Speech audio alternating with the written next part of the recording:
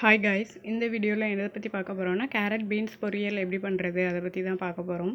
First கேரட்டை நல்லா clean பண்ணிவிட்டு எப்படி கட் பண்ணுறதுன்னு ஃபஸ்ட்டு காமிச்சிருக்கேன். எதுக்காகனா மீஷோவில் நான் ஒரு கட்டிங் ஒரு ப்ராடக்ட் வாங்கியிருந்தேன்.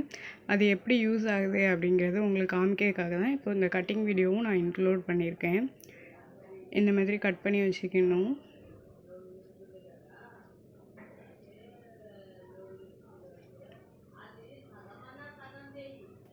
இந்த மாதிரி எல்லா கேரட்டையுமே கட் பண்ணி வச்சுக்கணும். கட் பண்ணி வச்சுட்டு பீன்ஸ் அப்படியே தான் இருக்கும், அதை கொஞ்சம் ஒன்றும் பண்ண தேவையில்லை. இப்போ இதுதான் நான் மீஷோவில் வாங்கின கட்டிங்க்காக வாங்கியிருக்கேன். இது எதுக்குன்னா கேரட், பீன்ஸ், சின்ன அவரைக்காய், வெண்டைக்காய் இதெல்லாம் கட் பண்ணதுக்கு ஈஸியாக இருக்கும். நம்ம வேலையும் சீக்கிரமாக முடியும். கொஞ்சம் ஒரே சைஸ் மாதிரியும் வரும். நம்ம கட் பண்ணால் ஒன்று பெருசாக ஒன்று சின்னதாக அந்த மாதிரி இருக்கும். இதில் கட் பண்ணால் ஒன்று கரெக்டாக ஒரே அளவாகவும் வரும். வேலையும் சீக்கிரம் முடிகிற மாதிரி இருக்கும். அதுமாதிரி வெண்டைக்காயெல்லாம் கட் பண்ணும்போது பார்த்திங்கன்னா வளவளன்ட்டு இருக்கும். இதில் கட் பண்ணால் அந்த பிரச்சனை ஒன்றும் இருக்காது. ஸோ இது காமிக்கிறதுக்காக தான் அந்த கட்டிங் வீடியோவும் இது கூடவே இன்க்ளூட் பண்ணியிருக்கேன். இப்போ பாருங்கள் எந்த மாதிரி கட் ஆகிட்டுன்ட்டு. எல்லாம் ஒன்று போல் இருக்கும், ஒரே மாதிரி தான் இருக்கும்.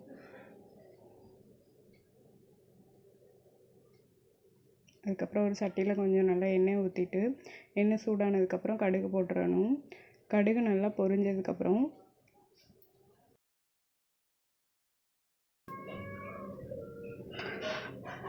ஆன்லைன் ரீசெல்லிங் பற்றி தான் இப்போ உங்கள்கிட்ட பேச போகிறேன். இது மீஷோ ஆப்பு. இதில் தான் நான் 1 இயர் கிட்ட ரீசெல்லிங் பண்ணிகிட்ருக்கேன். அதேமாதிரி உங்களுக்கும் ஆன்லைன் ரீசெல்லிங் பிஸ்னஸ் பண்ணணும் அப்படிங்கிற ஐடியா இருந்துச்சுன்னா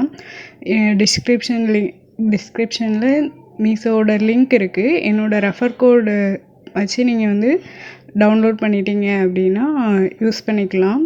உங்களுக்கு தேவையான ப்ராடக்ட்டும் வாங்கிக்கலாம், இல்லை மற்றவங்களுக்கும் நீங்கள் ஆன்லைன் ரீசெல்லிங் பண்ணிக்கலாம். இப்போ நம்ம சேனலில் அக்டோபர் மந்த்துக்கான கிவ்அவே போயிட்டுருக்கு. அதுக்கும் நீங்கள் இதில் ரெஃபர் கோட் மூலமாக டவுன்லோட் பண்ணிங்கன்னா கிவ்அவே வின் பண்ணுறதுக்கும் வாய்ப்பு இருக்குது. ஸோ அந்த வீடியோட லிங்க்கும் இந்த வீடியோவுக்கு கீழே டிஸ்கிரிப்ஷனில் கொடுத்துருக்கேன். ஸோ நீங்கள் கிளிக் பண்ணி பார்த்துக்கோங்க, பார்த்துட்டு யூஸ் பண்ணுங்கள். தேங்க்யூ. கருவேப்பிலை போடுங்க. கருவேப்பிலை போட்டுட்டு கருவேப்பிலையும் ஓரளவு நல்லா பொரிஞ்சதுக்கப்புறம் வெங்காயம் போட்டு நல்லா வதக்கணும். கொஞ்சம் கூட்டு எல்லாத்துக்குமே பார்த்திங்கன்னா நல்லா ஃப்ரை ஆகிற அளவுக்கு வதக்கினா போதும். பிரியாணி அளவுக்கு இல்லாட்டியும் ஓரளவு நல்லா ஃப்ரை ஆகிற அளவுக்கு வதக்கணும். கொஞ்சம் உப்பு போட்டுக்கோங்க. உப்பு போட்டு வதக்குனிங்கன்னா கொஞ்சம் டக்குன்னு வேலை முடியும்.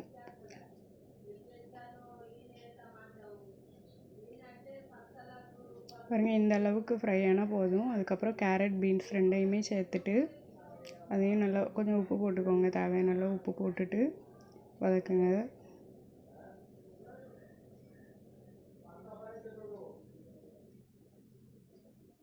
ஒரே ஒரு பீன்ஸ் மட்டும் எப்படியோ மிஸ் ஆகி வந்திருக்கு. அதை எடுத்து திரும்ப கட் பண்ணி போட்டுட்டேன் உள்ள.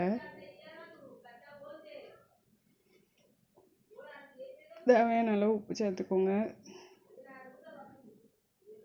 அப்புறம் கொஞ்சம் தண்ணி சேர்த்துட்டு காய் முழுகிற அளவுக்கு மட்டும் கொஞ்சமாக தண்ணி சேர்த்துட்டு சிம்மில் வச்சு வேக விடுங்க. அதுக்கப்புறம் தேங்காய், ஜீரகம், பச்சை மிளகாய் 3ம் ஒரே ஒரு சுற்று மட்டும் மிக்சியில் சுற்றிட்டு அதையும் காய் நல்லா அந்த தண்ணியெல்லாம் அப்சர்வ் பண்ணி காய் வெந்ததுக்கப்புறம் இந்த தேங்காய் போடுங்க.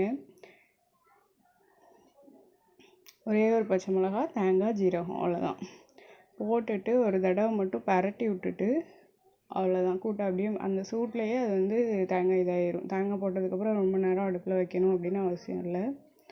மூடி வச்சிட வேண்டியதுதான், அவ்வளோதான், முடிஞ்சுது.